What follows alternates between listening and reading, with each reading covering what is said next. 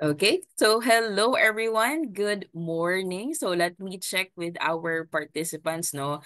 I usually do every time I do webinar per clear lang tayo. So can you type in yes po sa ating chat box if you clearly see my visuals, my presentation, hear my voice clearly para I can also adjust on my side. Okay? Yeah, and we have yes from Sir J. We also have yes from Chikoy.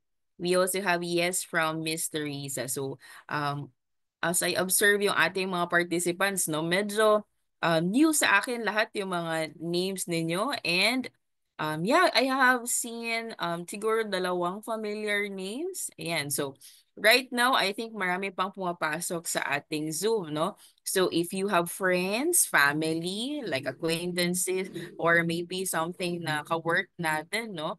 Feel free to invite them over sa ating webinar kasi hindi pa tayo nagsa-start, no? And I'm very excited actually kasi Saturday and medyo iniba natin yung ating time slot. Usually kasi afternoon yung ating session every weekend. But right now, we change it para at least yung ating mga plans for Saturday or weekend is magagawa natin ng mas maaga, no? Mamaya after. Okay? Now, I am very happy, no, and also thrilled to kick off yung ating year, no? I think mga January 4 pa ngayon, no? So, medyo hindi pa tayo parang work mode, no?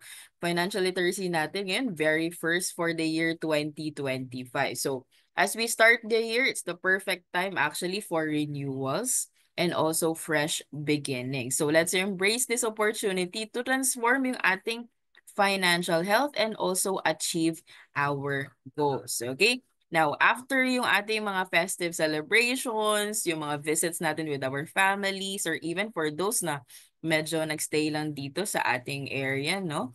Mag-isa lang or baka may mga kasama dyan. Many of us might still be in the holiday mode, no? Or baka naka-leave pa or naka-break pa from work or businesses or even enjoying the last bits of our Christmas bonuses, no? If may mga naiiwan pa or New Year gifts. Actually, yung office namin dito sa side ng Mindanao, no, is nakalocate siya inside of a mall. So medyo napapansin namin January 2, January 3 or even siguro late kagabi, no, is medyo madami pa rin tao sa mga mall. So hindi pa naghuhupa yung medyo number of footwork, no, mga footprints. Kaya medyo nag-enjoy pa yung mga tao. Even yung mga sales natin is may mga naiiwan pa. Kaya siguro nagsha-shop pa tayo, nagwi-window shop pa tayo, or binibili pa natin yung mga hindi pa natin nagagawa last December or even the holidays. Okay? But now it's time to shift our gears, no? And also focus our financial future naman. So whether you're planning to save for a maybe dream vacation, baka may naiisip na tayong puntahan. For example, around the Philippines, ang dami nating magagandang mga lugar, no? And even outside, no? Like maybe Japan, Taiwan, ano ba yan? Or around Europe. Okay, so you might be also wanting to invest in a new venture or a new business. Right now, I have some friends din kung saan medyo they're open to other opportunities. Okay, or simply get your finances in order because this webinar is maybe parang first step, no, or maybe a perfect match for you guys. Okay, now let me ask our attendees, no? Maybe some of you, alam natin yung color of the year. So, can you type in sa ating chat box yung color of the year? Okay?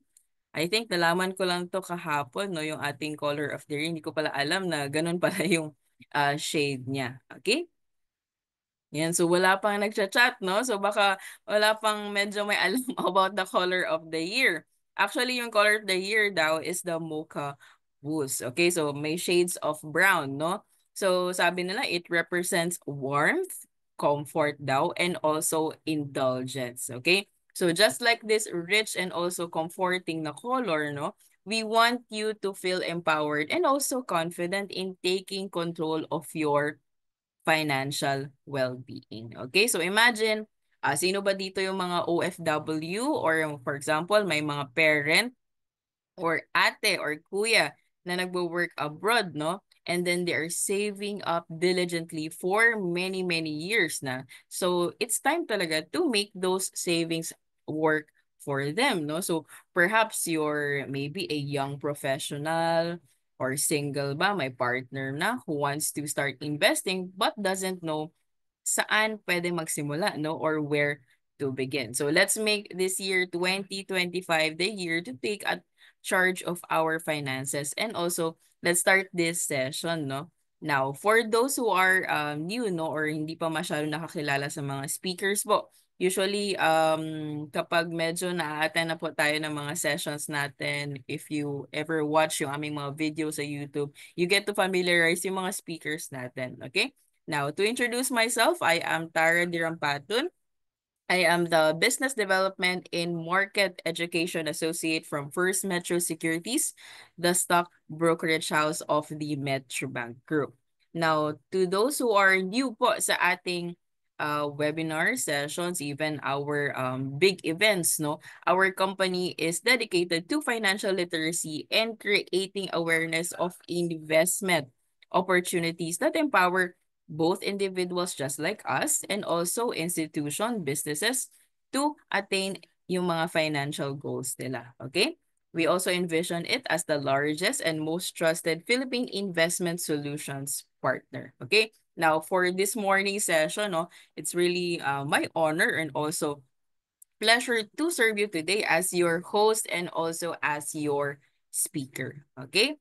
Now, for those who don't know yung mga efforts natin about the financial literacy, our market education efforts, just like this event, we used to conduct yung mga Finlit natin ng mga sessions. Actually, before, medyo madami yung on-site and face-to-face yung medyo before pa ng pandemic. And right now, since medyo lesser na yung restriction, wala na yung masyadong restriction, we are slowly getting back to it. No? Kaya mapapansin nyo, may mga events kami sa Visayas. We also have events in Mindanao. Okay? Now, however, may mga need pa rin for webinar format. For example, we partner with private institutions to deliver Finlit sessions for their employees. So, uso ngayon sa mga work environment, yung mga hybrid sessions, yung mga work from home. Kaya may mga employees tayo na gustong mag-attend ng session pero nakalocate siya sa medyo malayong lugar. Kaya nagiging maganda yung webinar format. Okay? So aside from private sectors, we also partner with the government sector, no? So I think for this, I think last year we partnered with the Bureau of Treasury Bonds 101 and also MP2 Basics with Pag-ibig. So this was last February. So you can also expect, no, that we will have more collaborations with them. Hopefully, the start of the year. Okay. So it's really amazing how technology together yung mga social media channels na rin, no, to enable us to add value wherever you are located. Okay. Now, aside from that, we also conduct yung mga new sessions namin every month from basic to advanced level sessions. Now, I think marami nag-aasa amin if we do conduct 101s. Yes, we do. For example, Bonds 101, Stock Market 101, even yung mga advanced sessions about stock trading, we do conduct those sessions. And even yung aming website navigation and also mobile app navigation so that we can help you guide especially to maximize yung ating features sa ating trading platform. Okay? Now, to start off our Finlit session, no, one of the main setbacks siguro about investing and also how to really level up our finances, no, is the scams. So actually, let me share with you very short lang, no, na part about the scams, how really important it is to really spot yung red flags. Di ba right now, Filipinos, very fond tayo about K-dramas ba yan? Like mga telenovela na ba yan? Alam natin mag-spot ng mga red flags doon sa mga guys ba yan o yung mga girls na nandoon sa movies, no? We must also put that effort, the same effort on spotting red flags din sa mga scams and also sa investment opportunities na ino-offer sa inyo. Okay? One of the most common scams we see these days, no, is the text scam. Okay? So these are the random text messages asking for our personal information, even the bank account details. Maybe you see some of the news, no? Na minsan ina-ask pa yung PIN natin sa mga e-wallet in exchange for an item or money or service. Okay, so I'm very sure, no, sigurado ako na marami sa atin dito ang nakatanggap ng ganitong mga texts. Okay? Even me, no, I do receive this kind of text regularly. Okay, so kaya regularly binablock ko din sila. Once I identify na these are not true, these are not legit talaga. Okay? Now, a perfect example, no, as you can see on your screen, sa left side po natin is a example of a message claiming to that you've won a raffle. Okay? So on the screen, you can see a sample for a text scam where the message claims to be from Bangko Sentral ng Pilipinas using a unknown number. Okay? Sinasabi nila that your SIM number daw was electronically drawn, no? And you won 780,000 pesos. Okay? But to claim this prize is kailangan natin magbigay ng mga personal informations, no? So sound exciting, very easy to do, no? Because you just need to send your details. But this is a classic po na scam, no? So remember, always be cautious. Tingnan na lahat natin yung transaction. Legitimate institutions po like Bangko Sentral ng Pilipinas or the BSP won't use random or unknown numbers or even hihingi po ng personal information via the text or via the email. Okay? So another fraud, no, is kung saan about fake job offers. This one, medyo napapansin ko siya especially sa mga Facebook groups. If you are a type of person na medyo active sa Facebook, kung saan nagko-communicate with other people in groups, because right now, yung groups natin sa Facebook, medyo madami, no? Even meron siya for pregnant moms, meron siya for people who are interested in hiking. So medyo madami, malawak siya. And also, yung filter is hindi siya masyadong ganun, nafi-filter din yung mga scammers. Okay? Minsan magaling din sila magpanggap, no? So, for example, for this one, it often starts with a attractive job ad. You can see like one recently posted in a Facebook hiring group. Okay. So the ad claimed that there was a job opening from, I think this one is National Grid Corporation of the Philippines or the NGCP. Okay.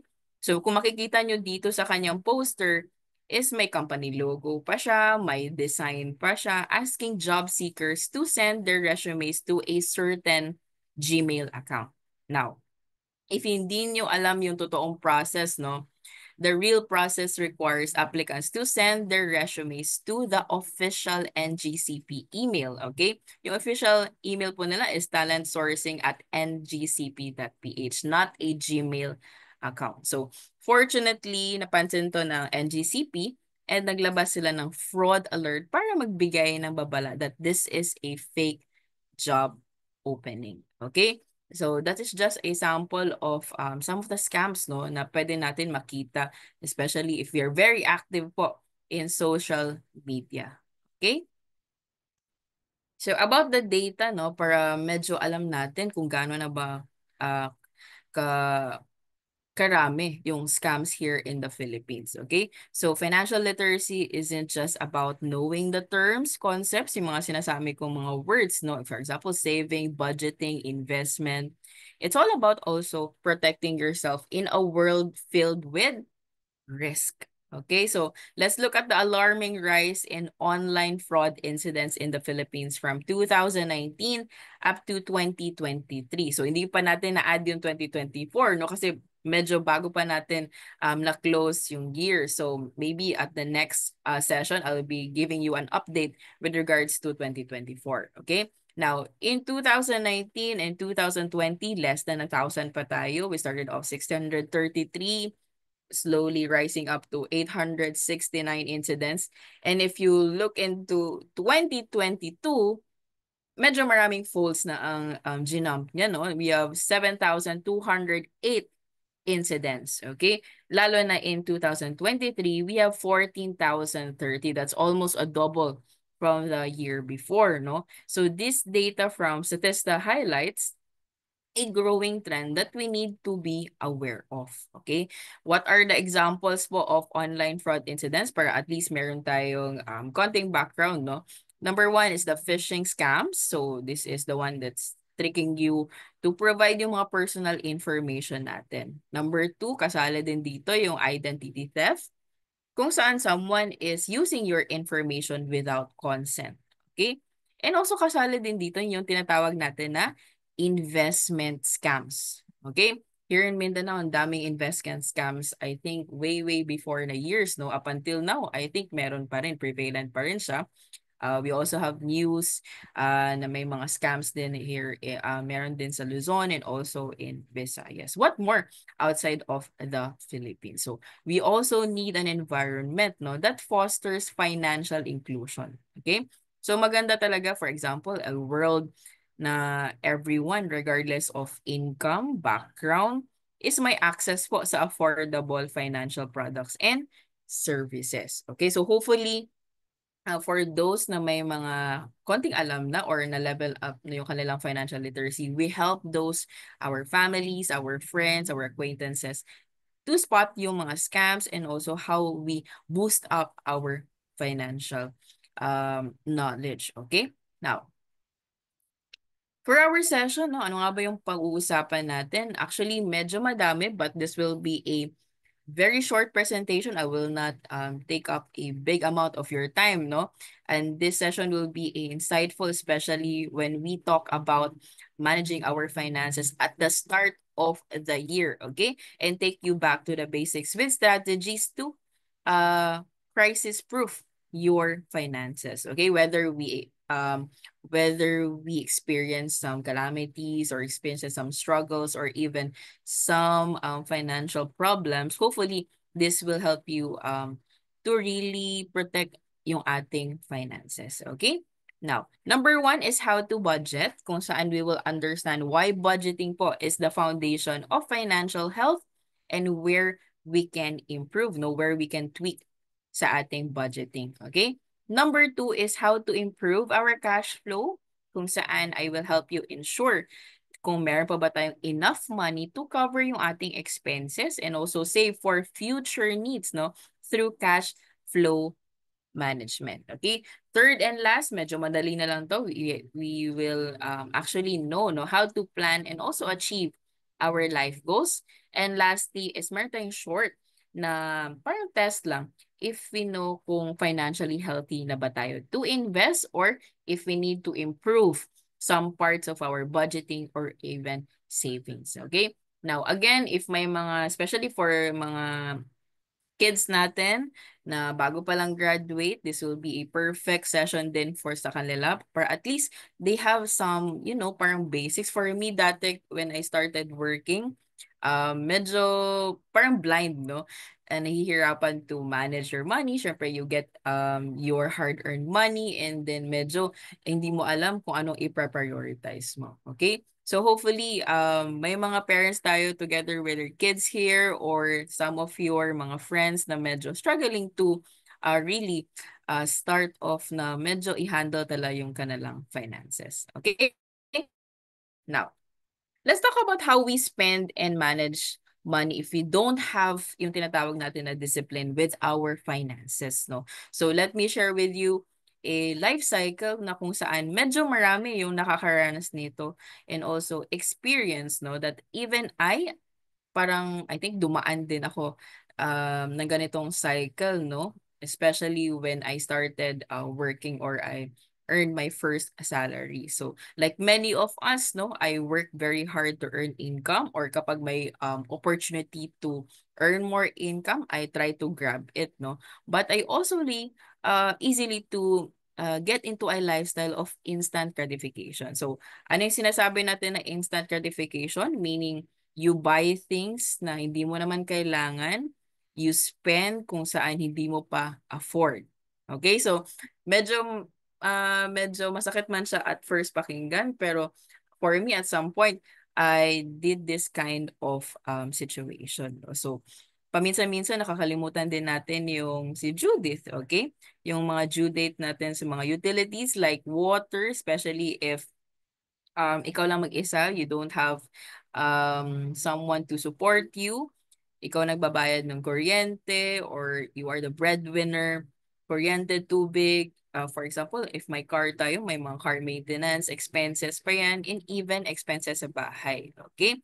These are the responsibilities na kailangan nating bayaran. Okay? So medyo marami, no? Kaya medyo matatakot tayo if we are entering yung tinatawag natin na adulting. Okay? Now, kapag napasobra man tayo sa gastos, we spend more, dito na yung pumapasok that we try to live beyond our income, no? Kaya wala tayong minsan naiipon, wala tayong savings.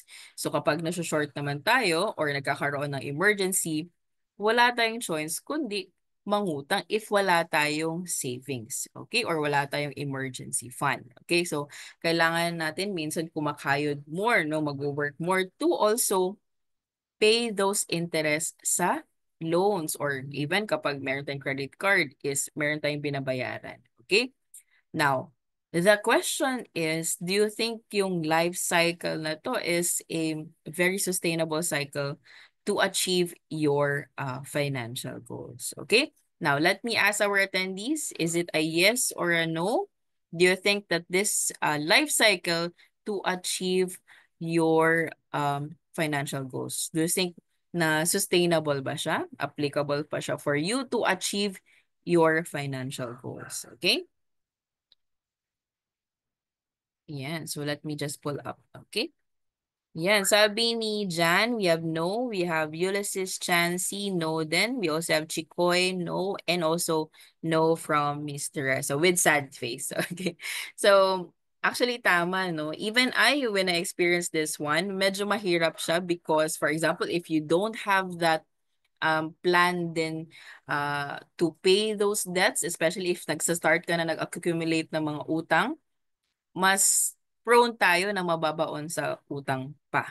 Okay? Especially if wala tayong budgeting, we don't have discipline and other plans. Okay. Now, how about the Filipinos in general, no? Okay. So according to the BSP, no, or Bangko Sentral ng Pilipinas, this is a fourth quarter 2024 consensus expectation survey. What do Filipinos expect in the next 12 months? Okay?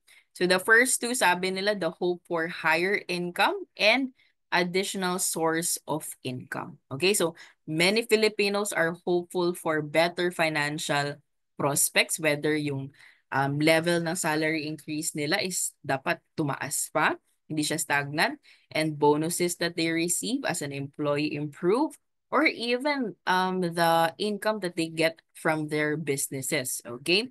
Or even consider yung tinatawag natin na side hustle, freelance work to supplement income, okay? Lastly is tinatawag natin na availability of more jobs and permanent employment, okay? So they are looking for stable, permanent positions with better benefits, especially they're looking to health insurances na pwede ma-provide din ng company for their family, not just para sa kanya lang. Or enhance their skills with online courses to increase employability. Ngayon, marami na ngayon eh. We do have some jobs that really help yung kanyang skills, whether for those na wala pang exposure for this one, pero through this job is medyo nag-increase yung kanyang knowledge about this one. Kaya maganda din to try out new things, okay? Now, with regards with savings naman, from the same survey, we have 27.9% of Filipinos save at least 10% of their monthly income, okay? So, why 10%? The Filipinos are doing this because sabi nila ito daw yung most practical and manageable goal. Okay?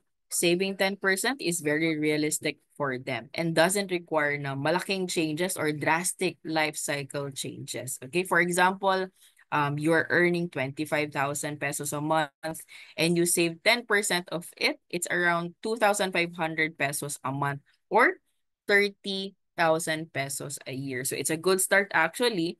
But always remember, saving money is very crucial for financial stability and future planning. Okay? Meaning yung savings natin can also be used as a safety net if wala tayong emergency fund for unexpected na expenses. For example, accidents, or for example, if you are a breadwinner, an aksidente or something, medical emergencies for your family, sickness, we have calamities and other costs. Okay? Now, despite those savings habits ng mga Filipinos, no, they are also looking for tinatawag natin na side hustle or even passive income. Okay? Kung saan pwede nila i-juggle yung kanilang day job, yung 9 to 5, without planning or putting in extra hours. Okay? Natin as an employee, as a business owner, or even if may other source of income pa tayo. So, tingnan natin yung data, no? So, according to this 2023 Millennial and Gen Z survey, a staggering 71% of Filipino millennials and 65% of Filipino Gen Zs are exploring additional side jobs. Okay? Now, take note po natin dito na mas mataas actually yung results na to compared to the quarter before this one. Okay? Now, this trend speaks volume about paano natin handle yung work and also manage yung finances natin, and these are for financial independence among the younger generation. Okay? So, for this one, ano nga ba yung mga main reasons? No, I have put in 3 reasons na galing din from the same survey. Okay? Number 1, sabi nila is na nagdadadag sila ng side jobs upang mag-develop ng skills and relationship factor sa iba't ibang type of job or work environment. Okay? Number 2, to cover expenses kung saan nagiging medyo mas malaki na yung expenses natin kaysa sa income kahit kailangan natin magdagdag ng another source of income. Okay? Lastly is having a secondary source of income, meaning hindi na enough, no? Hindi na sapat yung isa lang yung source of income lamang. Okay? Now, let me ask our attendees, sino po dito yung may more than one yung kanilang source of income? Okay? Can you type in me or yes ba sa ating chat box? Sino dito yung may mga side hustles or even passive income aside from employment or as a business owner? Okay? Okay, we have right now we have two. We have Sir Chikoy and also Sir Levy. I think from the last session I've conducted this one, I've also asked some attendees, no. I think 10% or 10 to 20% out of the participants said yes, no, na may mga additional source of income. So it's not a bad thing. Actually for me, I try to also achieve this one for the year, no. It really depends talaga sa ating financial goals and also yung ating level of expenses if kaya pa natin, if other financial goals na pwede natin i-achieve. So we try to get more source of income. Okay? Ayan. So thank you very much for participating. Okay? Now, but why the sudden surge in interest aside from these reasons? No? Actually, yung answer natin dito lies in people having poor money management skills, no? And also getting additional income to cover yung expenses na hindi na kayang habulin ng kanilang income, or kapag may mga financial goal na hindi pa natin kaya ma-afford because we're still paying for the living expenses and other cost pa. Okay? Now, to up our game in managing our finances, no, let me share with you maybe a guide, few steps that you can follow to really crisis-proof yung ating finances. Okay? So, una, hanapin muna natin yung ways, no, or paraan how to better manage our hard-earned money. Okay? So, dito talaga first nangyayari lahat, no? Pwede nating tingnan kung paano gumagalaw yung ating pera, paano natin plagpanuhan kung anong gagawin sa pera through budgeting. Okay, so I'm going to share with you 5 easy steps to better money management, no? So these are just practical tips, but you can feel free to adjust based on your personal naman na circumstances. Okay, so for better appreciation, let's do this as an exercise, no? So you can maybe prepare any writing material from your side, pwede cellphone, pwede tablet, or even sa laptop, no, if you're using or if you're viewing this webinar on your device. And walk with me through these steps, no? So number one, actually, this is the very easy thing to do, no? Determine your take-home pay. Okay? So madali lang to because alam natin yung expected natin na salary, income na usually matatanggap natin regularly, much better monthly para mas madali natin calculate po. So for example, I'll be using 30,000 no as a monthly take-home pay. So ano nga ba yung usually na ginagawa natin pagdating ng income, no? So most of the time, una nating iniisip is kung saan natin pwede siyang gastusin or spend, no? Paminsan nga hindi pa dumadating yung income or yung salary, pero alam na natin ano nga ba yung ating bibilhin, okay? Tapos sabi natin kung ano nga ba ang maiiwan, this will be for your savings, okay? So ang tanong dito is may natitira ba usually? Okay, so please chat nga sa ating chat box if after your expenses, usually may natitira ba? Okay? Is it meron, wala, zero ba yan, or negative? Okay? I think before, some of the attendees usually sinasabi negative, walang naiiwan. Okay? Yan. Okay. So, as I wait siguro sa responses of you guys, for this one, yun nga, usually negative, no? Even before I started working or even my first salary, usually you get that, parang energy to spend your hard-earned money. Kaya minsan wala talaga naiiwan or negative. Okay? So, inclined tayo to really spend, no? Because baka yun lang yung ating alam na gawin for our money. So, masarap din talaga to really spend yung ating pera. Pero dapat nating ma-realize that our expense no is another person's income. Okay, so again, our expense is another person's income. So sa ating ginagawa ngayon, we prioritize yung income of others no through our expenses before saving for ourselves and our future. Okay? Number one tip natin dito is to pay ourselves first. Okay? So from our hard-earned money, unahin natin i-set aside or itabi yung savings. Yun lang yung gagamitin natin panggastos, yung kung ano ang matitira. Okay? So in this kind of way, no, meron talaga tayong maiipon from our income, from our salary, and this helps us live below our means. Okay? Now, second tip natin is it's not about how much money you earn, but how much money you save. Okay? So paminsan-minsan talaga naiisip natin na hindi tayo nakakapag-ipon because of the level of our income or sahod. To some degree, meron talagang advantage kapag medyo nasa higher side or mas malaki yung inyong salary. Pero for me, anhin mo yung medyo malaki yung salary mo, but the level of lifestyle bills and expenses is mataas din. Okay, so mas mabuti pa yung medyo mababa yung ating income or salary pero nakakapagtabi pa din tayo ng a certain percentage for your savings or investment per monthly. Okay? Now, you might be asking these questions, no? What are yung mga rules ba talaga, percentages ba of your income na pwedeng iipon or pwedeng iset aside? Ano nga ba yung mga techniques to live below our means? Okay? Yeah. So step number 2 is to follow a certain budgeting strategy that really applies to your personal circumstances. Okay. I think pinaka-common na budgeting strategy would be the 50-30-20. Okay.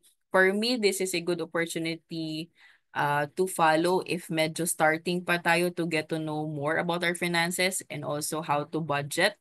But as the years go by, iba na yung priorities mo, you can actually tweak the percentage no based on your personal circumstances.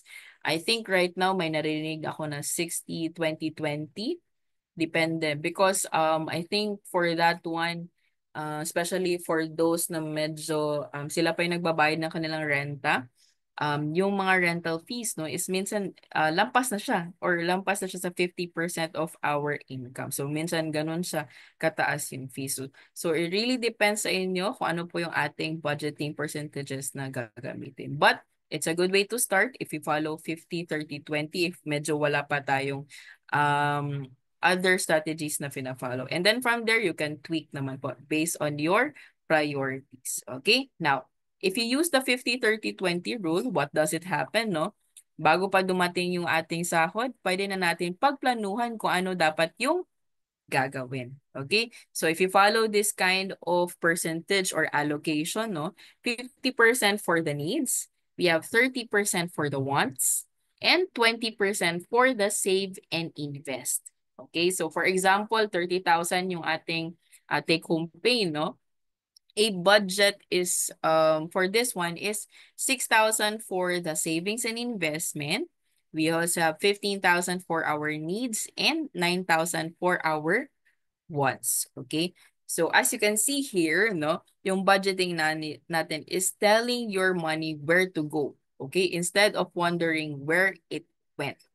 Okay? Now, again, remember yung budgeting natin is very personal kaya pwede natin baguhin ang suggested na allocation based on our personal circumstances. So for example, if you are that kind of person kung saan nagsiset kayo ng percentage to give back some of your blessings to charity and donations, you can add that.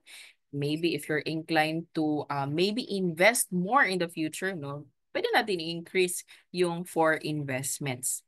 For those naman people na medyo gusto mag-allocate for their wants, you can minimize your expenses, like set aside more for that wants, or you can tweak, depende sa inyo. Okay? So it's also flexible. So di dapat natin kailangan i-stress yung ating sarili if may mga panahon that things won't go as planned. Okay? If wala siya sa inyong strategy. Okay? Now, pagdating ng ating income or salary, no, we move to the step 3. Okay? So put allocated money in separate envelopes or bank accounts. Okay? So actually this one, medyo napapansin ko na ginagamit pa rin siya because this is a very traditional way, no? Physically separating your money through envelopes. Okay, so right now, medyo nakikita ko siya sa mga vlogs about mommies and also yung mga TikToks about parents, no? Yung ngayon is ginagamit nila yung isang folder lang with separate compartments in each of those envelopes. Okay, so for example, no, bibili ka ng groceries and then you take that amount from the needs envelope kasi nga needs yung groceries mo, malalaman mo if you're still within the budget. If may sumobra ka ba or may naiiwan doon. Okay, so maybe let's say may gusto kang dagdagan sa iyong wardrobe or even sa iyong closet. So, for example, may natipuan kang t-shirt ba yan, dress, shoes, or something for your um clothing, or for work. If may enough pera ka pa sa once na envelope, then you can buy it, you can afford it. Okay? So as you can see here, yung budget natin isn't about restricting what you can spend. It's actually giving you a permission to spend without guilt or regret. Okay, so sometimes kasi may mga situations that you buy things and then pagdating mo ng bahay is you regret buying it. Okay, so para at least maiwasan natin yan. And we try to live below our means. Okay? Now, easy siya for those na medyo traditional, but there are other ways kasi that we take advantage of digital opportunities. Okay? Kung saan mas less hassle siya, mas easy to execute. And for example, if you're like me or other people na minsan makakalimutin, no? It will be very challenging to maintain yung budgeting or the discipline consistently. Okay? You can save yourself time and effort by automating the budgeting or the process. Okay? You can easily schedule po yung recurring fund transfer transactions using your online banking facilities. No? For example, Metrobank or other banks na may online facility, you can simply instruct lang po yung bank natin to transfer desired budget to different accounts for a specific purpose. Okay? Now, pwede natin magagamit dito yung mga na-activate natin na e-wallets or savings account na nasa loob na ng e-wallet para we can use it as a digital envelope. Okay? So, automating this process, no, it really ensures na hindi mo talaga siya makakalimutan. Okay? At the same time, this encourages disciplined budgeting and makes this experience hassle-free. Okay? So habang gumagastos ka, let's do the step number 4.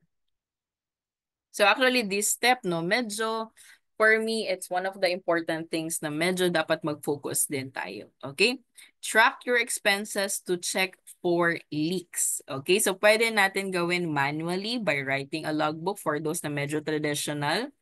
Wala tayong problems for that as long as you can see, you can list down your expenses or mag-download ng expense tracker mobile apps. So actually right now, even if you're using an Apple or Android, ang daming mga money tracker, expense tracker that you can use that are very effective. No, you can manually just input yung expenses mo for the day and it will give you parang monthly reference kung ano na nga ba yung status ng expenses natin, kung medyo mas marami na ba tayong nabibili for ourselves, medyo nabibehind na ba tayo sa ating expenses. So personally, I really do yung Excel. For me, it really gives me yung parang less hassle na opportunity. Okay, so it really depends for you guys. If you want na medyo traditional, you can list down through a logbook or a parang manual ba yan or through a notebook for those expenses tracker, for those na medyo mahilig sa apps, or Excel din, pwede din. So, it really depends saan tayo medyo comfortable. Okay? So, by doing this, you will be aware, no, of your current financial status. Malalaman natin paano and saan natin nagagastos yung pera. So, sometimes kasi, at the end of the month, dami natin resibo, may mga resibo na hindi natin nakikita, hindi na natin alam kung bakit naubos na yung ganitong certain kind of budget. So, at least for this one, you can make adjustments, you can add, you can decrease, and also you can track kung ano nga bang dapat bawasan for the year. And also you can allocate that for other things. Okay, so beware, no, of little expenses na tinatawag natin. Okay, so if you can see, if I can show you another example, a small leak can sink a great ship. Di ba yung nakikita natin sa mga movies, or for those na have tried doing yung mga sea activities or water activities, kahit malit pa yung nabutas, it can give you a big struggle talaga, especially kapag managing our finances. Okay? Ayan. So, malalaman din natin dito kung may sobra tayo for the period. Okay? So, this brings us to the step number 5. Save and invest the difference. Okay? For this one, kung may sobra ka for the period, idadagdag mo siya sa savings and investments kaysa gastusin mo siya para mas madali natin ma-achieve yung ating financial goals. Okay? Now, this one, hopefully, kaya nating ma-reach yung step number 5. No? So, it really depends how we manage the level of discipline. Okay? Now, to recap, no, here are the 5 steps that I was able to share with you guys. Number 1 is to determine your take-home pay. Number 2 is to apply a budgeting strategy. For this one, we've used the 50-30-20 rule of thumb. Number 3 is to put allocated money in separate envelopes. You can do automating this one.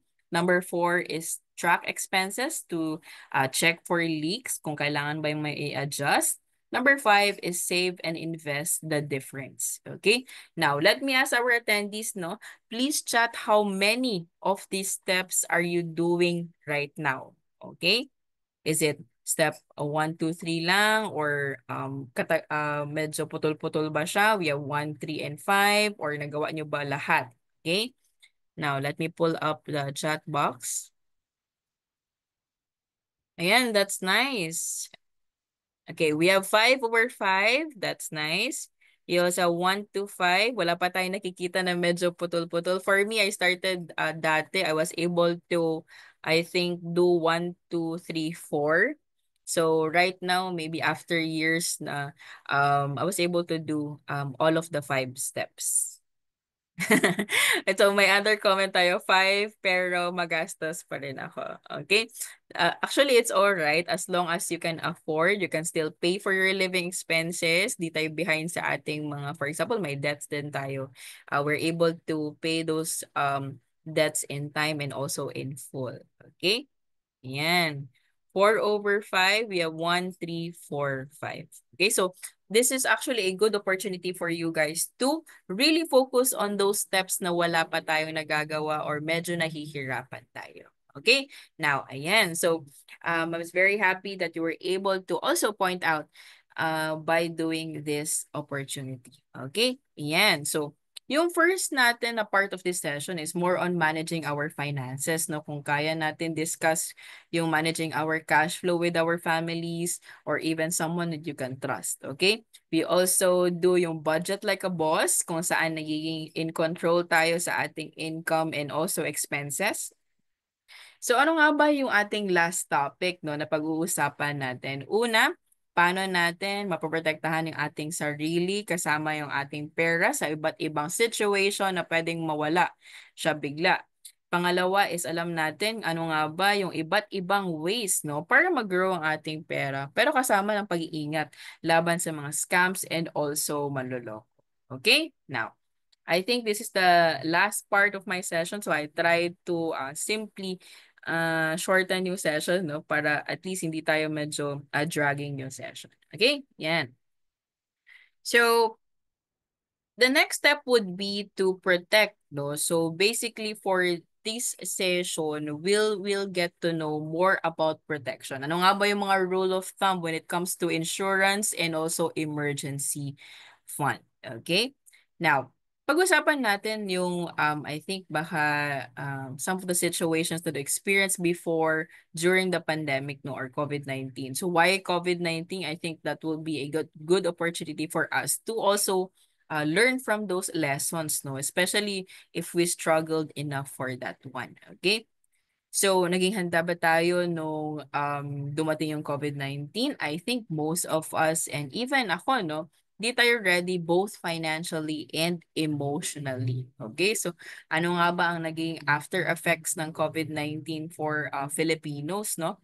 Number one, naintindihan natin yung impact. Okay? Bumago yung paraan ng ating pamumuhay, nagpapatakbo ng negosyo for those na may mga negosyo during that time, no? Natutunan natin na ang mundo ay pwedeng magbago ng mabilis, okay?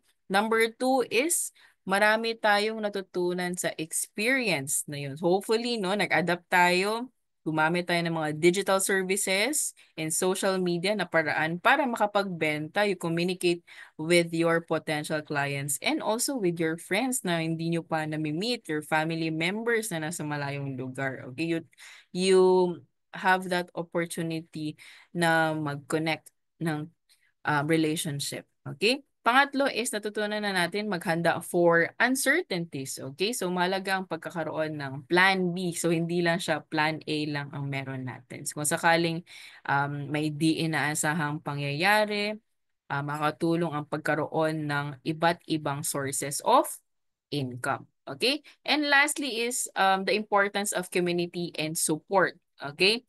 Nakita natin dito kung gaano ka-importante ang mag-support with your family members, your friends, your acquaintances, or even sa isa't isa gaya ng family that can really help you with your work or even your personal circumstances. Okay?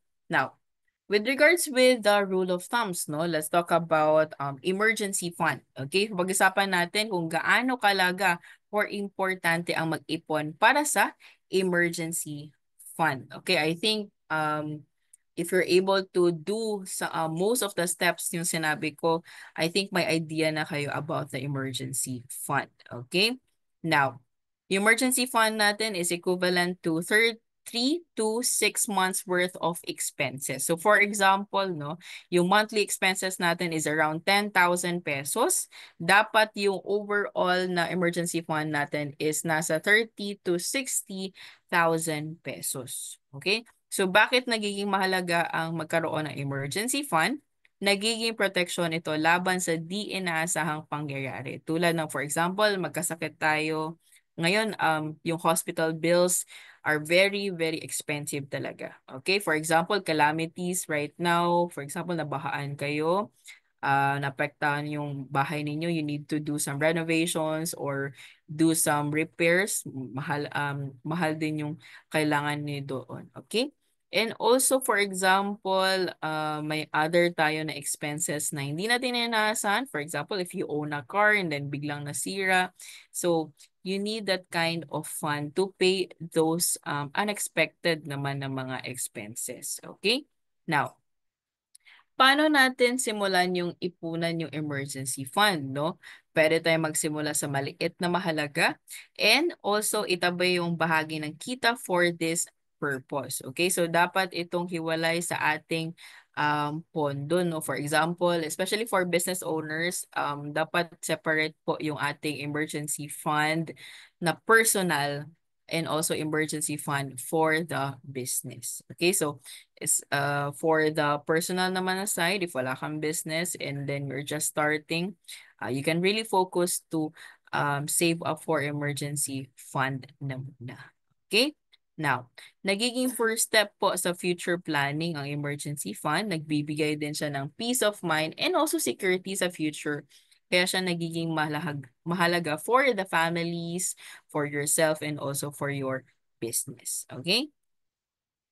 And also another tip, no, for those naman na emergency fund para mas mabilis natin siya ma-achieve, you can take advantage of those bonuses. For example, 13th month, 14th month, 15th month, but other allowances na hindi natin usually ginagamit or even salary increases, you can take those amounts, maybe a percentage of those if di natin kaya buo. Or if kaya natin buo, depende din sa inyo. So para mas madali siya ma-achieve yung emergency fund. Okay? Ayan. So next up is the insurance coverage. So for this one, it's not just about yung sinasabi natin na protection. It's also about securing your future and your, for example, if you're a business owner, yung stability niya. Okay? Now, ano nga ba yung halaga na dapat kunin natin for insurance coverage? Okay? Dapat nasa range po ng 3 to 4 times of your gross annual income. Okay? So for example, gross annual income po natin is around 250,000 pesos. Yung coverage natin dapat is around 750,000 to 1 million pesos. So, nothing is permanent. Anything can happen. I think medyo na-experience natin yan during the COVID-19. Maaring magbago ang iyong kita or income. Kaya mas wise na medyo taasan natin yung ating insurance coverage. We can do it if may mga other extra pa tayo, maybe we can do it 10 to 15 times ng iyong gross annual income. So, mukha man lang siyang malaki, pero you have to trust this process, no? Ito ay isang investment na sulit and also magiging safety net mo if may financial problems ka. Okay, so another tip, no? I don't know if this will be very helpful for you guys, but I also do this and also I know some people who are taking this advantage as well. So mas makatipid tayo if we pay those insurance coverage annually, yung mga premiums niya. So compared to monthly, since there are sometimes most of the time no may mga discounts or mas lesser yung nababayaran mo. So what you can do is you can slowly mag-ipon tayo ng monthly for the annual. Okay, so instead na ilagay natin sa regular savings account, you can put on those other investment opportunities na mas mataas yung kanyang return. At the same time, highly liquid din siya compared to your regular savings account. One good example for that is the money market fund. Money market funds are, I think, very popular as a parking facility instead of a putting it sa regular na traditional savings account. Okay? Now, what are you currently saving up for? No? So right now, I think January, very first week of the year, no? Right now, hopefully, we are thinking of our plans for the year, for the long term, or pwede din short, no? Itanong natin sa ating sarili, ano nga ba yung currently pinag-iipunan natin? Okay, so if you want to boost your finances, mahalaga na may malinaw tayong purpose when we start to save or grow our money. Okay? Una, tanungin natin sa ating sarili, no? Pag-usapan natin ang personal na mga dream goals natin. Mayroon ba tayo mga dream house? For example, for those mga car enthusiasts, mga mahilig na mag-purchase ng car or even motor vehicle.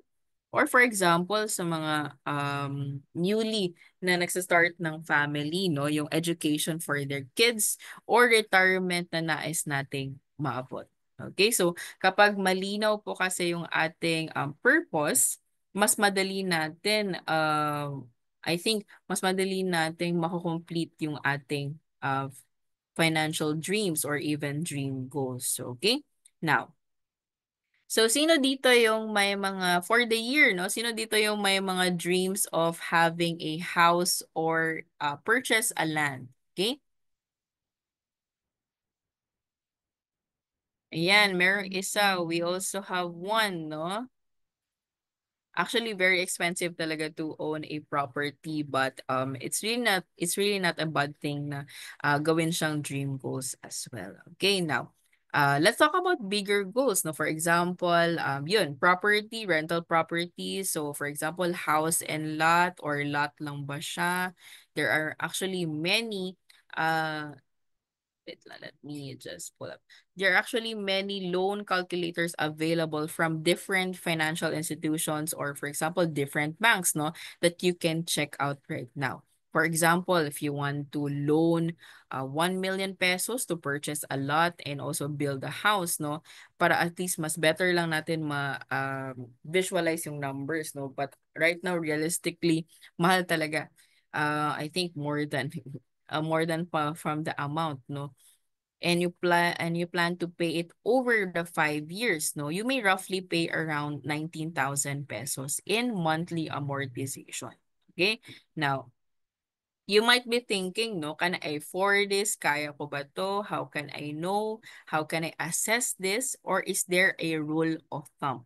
Okay, now let me share with you about mortgage affordability. No, there is actually a rule of thumb when purchasing a property through mortgage or sinasabi natin na home loan. Okay? Now, the general rule is that you can afford a mortgage that is 2 to 2.5 times your gross annual income. Okay? For example, if you earn 600,000 per year, you can afford a mortgage between 1.2 million to 1.5 billion. Okay? Now, ever wonder how much of your salary should go to your mortgage? Okay? So meron din tayong sinasabi na front end ratio and back end ratio. Okay? So basically, yung front-end ratio natin, this is the percentage of your annual gross income that goes toward your mortgage that it should not exceed 28%. Okay, so for example, no, you earn 600,000 per year, your maximum annual mortgage payment should be around 168,000, which is 28% of 600,000 pesos. So translating to around 14,000 per month. Okay? Now, let's talk about the bigger picture, no? Syempre, hindi naman talaga isang loan lang sometimes ang meron tayo. Mayroon pa tayong other debts na binabayaran. So, all of your debts combined, including your mortgage or home loan, credit cards, and loan, meron din tayong tinatawag na back-end ratio. So, back-end ratio, this basically is the percentage of your annual gross income that goes toward paying all of your debts, including the home loan, credit card payments, and other loans. So it should not exceed 43%. Okay, so for instance, no, same pa rin, 600,000 pesos per year. Your total annual debt payment should not exceed 258,000 or 21,500 per month. Okay? The reason for this rule of thumb, no, is to ensure na meron pa tayong enough of your income left to cover yung living expenses natin, your daily necessities, insurances, savings, and also investments. Okay? We must not use all of our income to pay lahat ng debts. Okay? Ang tendency niyan is mas mababaon pa tayo sa utang. Okay? Now, we have a summary of this example na para at least ma-visualize natin. By following these guidelines, you can make better financial decisions when it comes to mortgages or home loans, ensuring that you can stay within their budget and avoid financial stress. Okay? Now, for example, let's say one earns 50,000 per month, no? That's roughly 600,000 pesos per year. Ang kaya niyang ma-afford na home loan is between 1.2 million to 1.5. Yung kanyang monthly na mortgage payment should be around 14,000 per month. Yung front end ratio niya, kaya dapat bayaran yung 14,000, which is 28% of one's gross monthly income. And then the back end naman, including the other debts niya, is dapat 21,500 or less per month yung kanyang pwedeng ilaan sa mga debts. Okay? Now, yan. So, for example lamang, no, may nakita tayong property na worth, medyo babaan lang natin para mas madali natin makalculate, no, 360,000 pesos. So, naisipan nating ipunan because maybe we wanted to pay it in cash, no, or in full. Naisipan nating ipunan within maybe 36 months or 3 years. Okay, so after 3 years or year 2027, so this is from 2024, no, ang halaga ng dream house natin ay medyo tumaas na siya, lumobo siya at naging 410 pesos. So kulang pa siya sa naipunan mong pera. Okay, so bakit kaya nag-increase yung halaga ng bahay niya? Okay, so let me ask our attendees from 2024, 360,000 up until 2027, naging 410,000. Ano nga ba yung reason kung bakit nag-increase yung halaga ng bahay? Okay? Can you type in sa ating chat box? Okay, sabi dito, may developments. Meron ding capital appreciation. Okay. Hit it na. Wala na pong mag-answer. Okay, we have one inflation. We also have one measurely inflation. Okay, so the correct answer for this one is inflation po. Okay, so I'll give you more examples, no? Okay. Ayan. So for example, no, the high prices of goods, okay? We always see those goods keep getting more expensive quickly, especially if you're looking into ikaw mismo yung nagro-grocery for your family or for yourself or nakikita natin sa television, hindi talaga always the same yung price ng mga goods. So for example, like fuel, no, in 1980s with 500 pesos, you could afford 33 liters. Okay, fast forward to 2000, it reduced to 10 liters na lang. And then in 2023, you can only afford 6 liters for the same 500 pesos. Okay? So same thing happened with rice, no? Sino ba dito yung hindi gusto ng rice, especially white rice, okay? We all love rice, no? So in 1980s, with 500 pesos, you could afford one sack. Isang sako pa yan. Fast forward to 2000, it reduced to one half na sack na lang. And in 2023, you can only afford less than 10 kilos or 9 kilos na siguro for the same 500 pesos. Okay? So by definition, no, yung inflation natin is the gradual loss of purchasing power reflected in broad rise in prices for the goods and services over time. So if groceries natin and other items keep getting more expensive and our income is hindi din siya nag-i-increase accordingly, we often rely on loans and borrowing money. Eventually, some people can't live without debts nor utang. Kaya siya medyo sad reality for them. Okay? Now, another example kung paano gumagana ang inflation, no?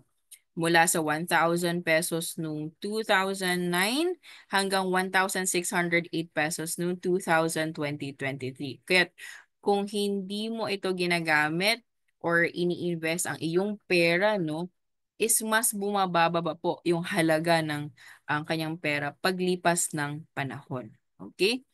Kaya ito ay nagpapakita kung bakit mahalaga magplano on how to invest upang labanan ang effects ng inflation and mapanatili ang halaga ng iyong pera. Okay, so again, no, it's not about how much money you earn, but how much money you save and how you make it grow. Okay, so hindi lang siya kung gaano natin karaming pera ang kinikita, kundi sa kung gaano karaming pera ang iniipon at pinapalago natin. Dito nakasalalay ang financial stability and also the success of your business. If you're a business owner, and also how to really boost up yung ating finances. Okay? Now, actually tapos na tayo sa protect, no? At kung saan nalaman natin yung mahalaga about the emergency funds, the insurance coverages, the rule of thumb, and also to the very last step, no, I think I have maybe less than more slides, no? Pag-usapan natin yung iba't ibang options to grow your money and paano magiging suitable for you. Okay?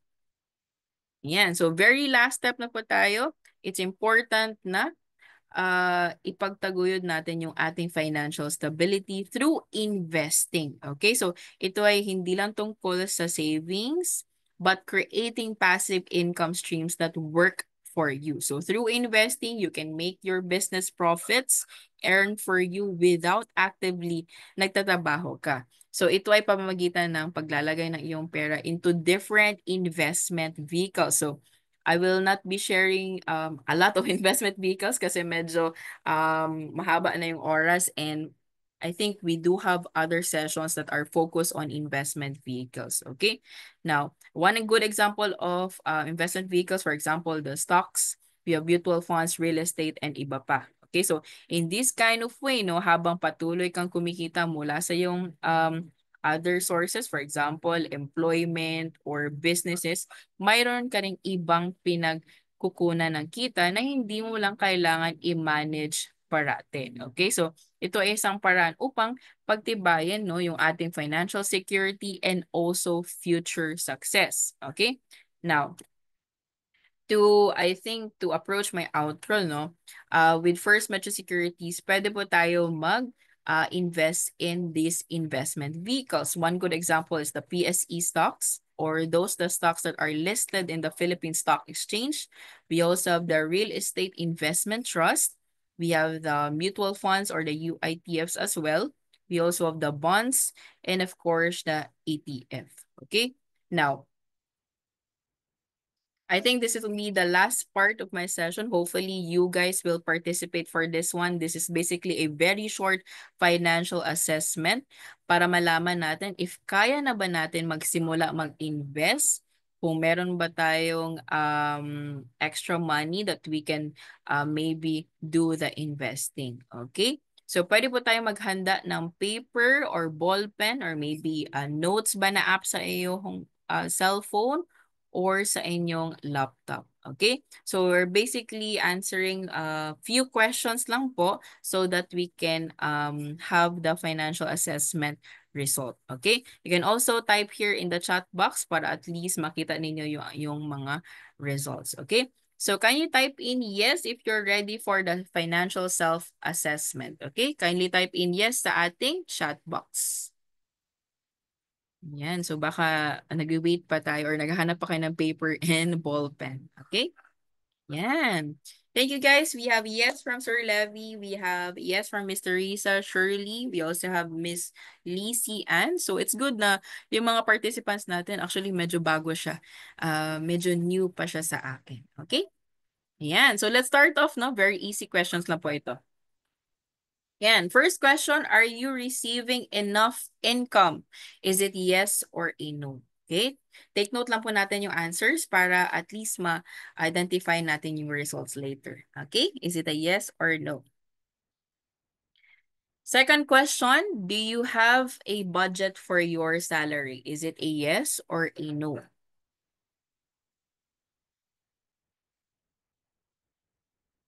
Okay, so do you have a budget for your salary? Yes or no?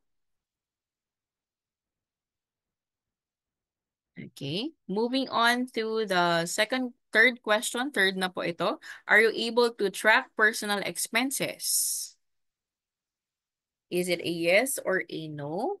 Third question, are you able to track personal expenses? Okay, so fourth question, do you consciously save money before spending? Is it a yes or a no? Do you consciously save money before spending? Okay. And so next question, how much money have you been able to save? Is it A, 1 month, B, 1 to 3 months, C, 3 to 6 months, D is more than 6 months na. Okay, again, how much money have you been able to save? Is it letter A, B, C, or D?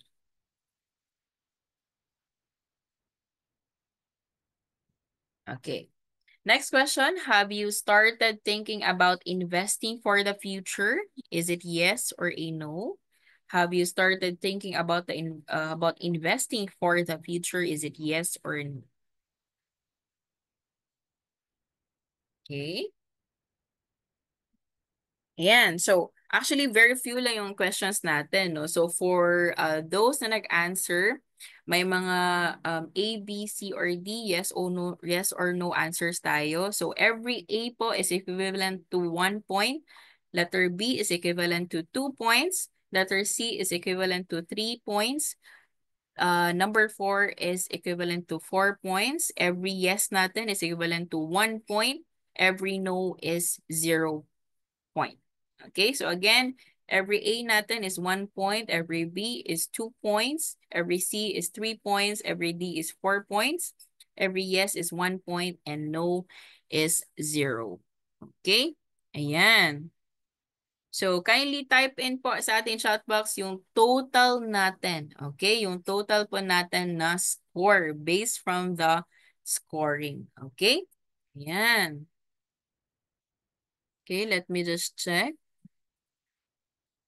May nakita ko kanina, I think 8 ata yung kanyang total score. So basically, for those po, yung mga overall scores nila kung 1 to 2 points, your focus would be start building good financial habits muna.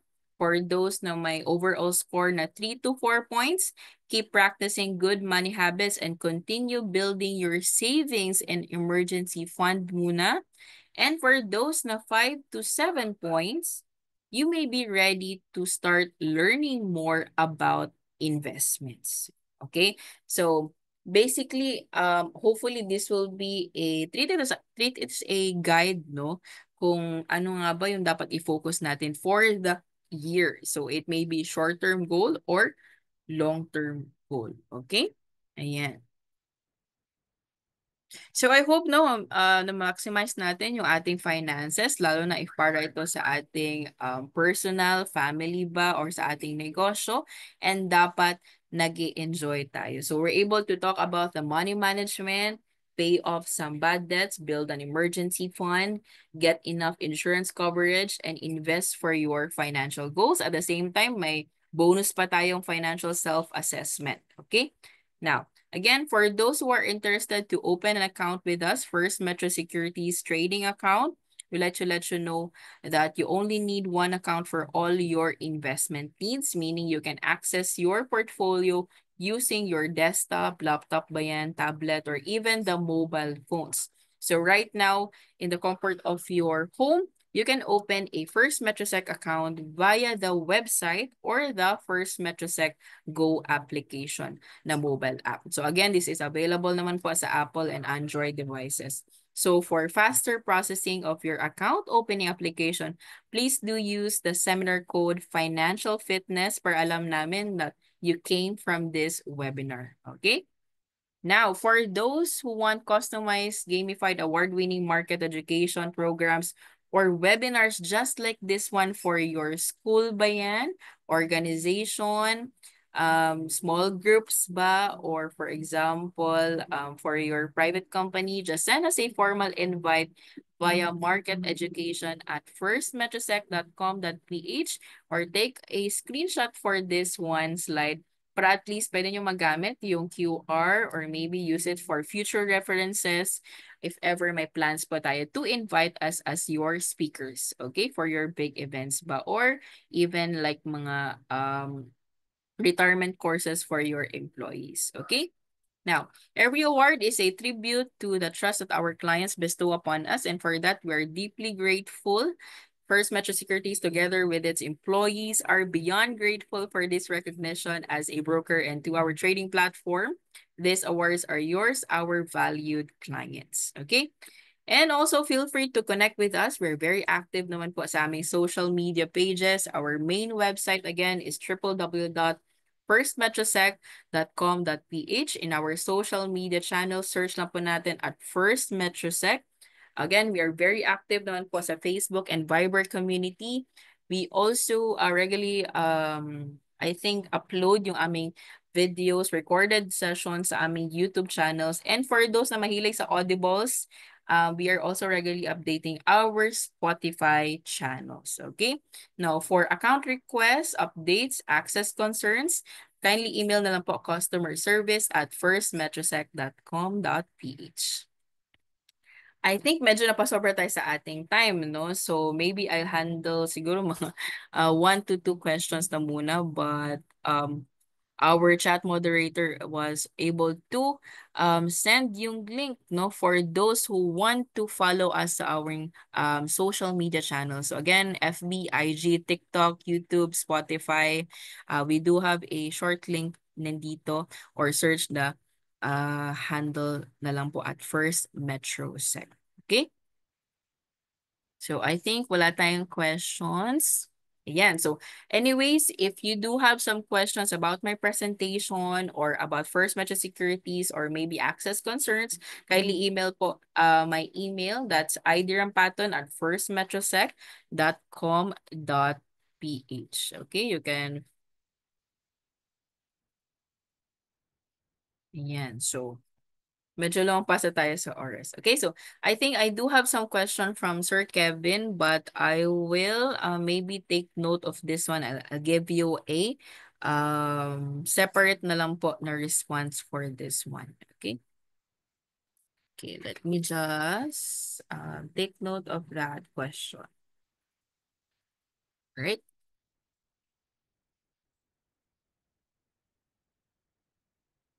So again, no, yung ating mga questions, I think one from Sir Kevin, I'll be able to answer that via email. I'm very sorry na medyo lumampas tayo sa oras. Okay? So one favor na lang po to our attendees. We also value your feedback, no, for the start of the year. This will be a great opportunity for us to also learn from you guys. So you can share your thoughts and experiences with us by scanning the QR code and answering the feedback form that is showing on your screen. And also our chat moderator will also provide the link in the chat box. Your input is essential in helping us improve our services and better meet your needs. We appreciate your contribution and look forward to implementing positive changes based on your valuable feedback. Okay?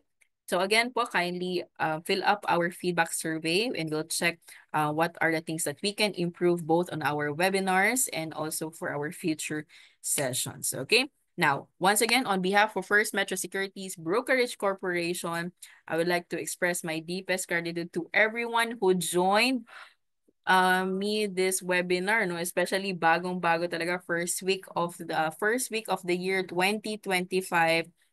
And also, it's a truly good session for you guys, all about financial literacy. We sincerely hope that you learn a lot and that these insights and lessons will make your journey not just more secured and profitable and also more enjoyable. So we hope to see you again in our future learning events because over here at First Metro Securities, we put your future first. All right.